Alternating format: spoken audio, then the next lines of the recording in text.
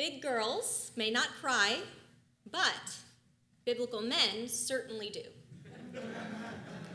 When Joseph's brothers initially frame his death, their father Jacob refuses to be consoled and cries uncontrollably for his son.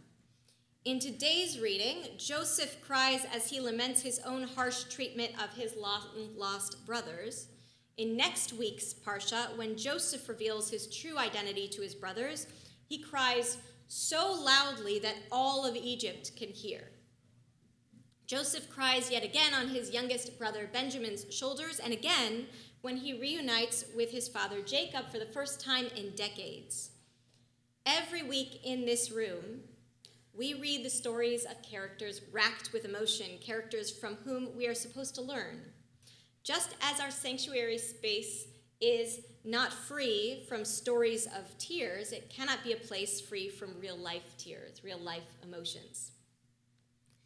A disciple once asked the famous Rebbe Menachem Mendel of Kotzk about a verse from the Be'ahavta. Place these words upon your heart, al levavecha. Why upon your heart? The student asks, why not in your heart instead?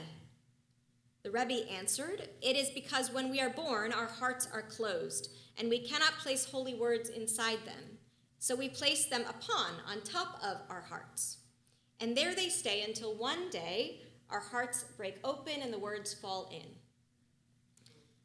We cannot fully receive the words of Torah or the lessons taught by the practice of mitzvot without the experience of a broken heart. Without allowing our hearts to be torn open, what is our motivation for practicing and seeking?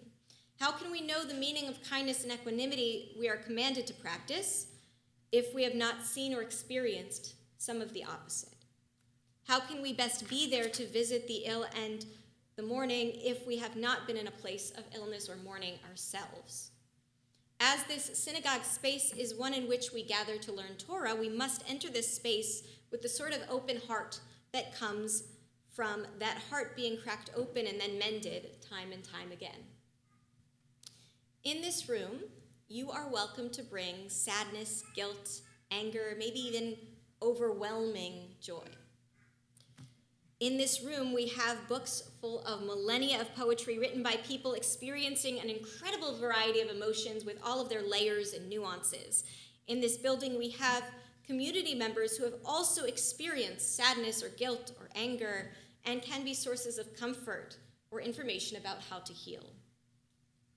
In this building, you are welcome to feel upset or frustrated with the things that you learn, the opinions you hear, or the phrases that you read in the Siddur. We cannot be confident in what we believe without encountering what we know we cannot accept. Here at Congregation Beth Torah, we are human beings who, along with reading words on a page or raising voices in song, can use this space to cry and laugh with the kind of force we might be embarrassed to display elsewhere. If you ever feel like crying in this room, you will be embodying the biblical, so go ahead.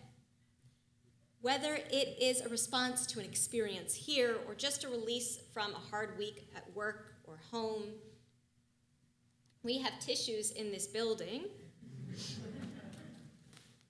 and they're not just for allergies. They are here for you to embrace your marvelous humanity. Just 6 pages into the Talmud, Masechet Brachot, a series of 3 rabbis greet their friends who are suffering, and they ask a big theological question. Is your suffering worthwhile to you? In each case, the answer is no. Not my suffering and not its reward. And in each case, the rabbi's story ends with one friend offering the other his hand to raise him up.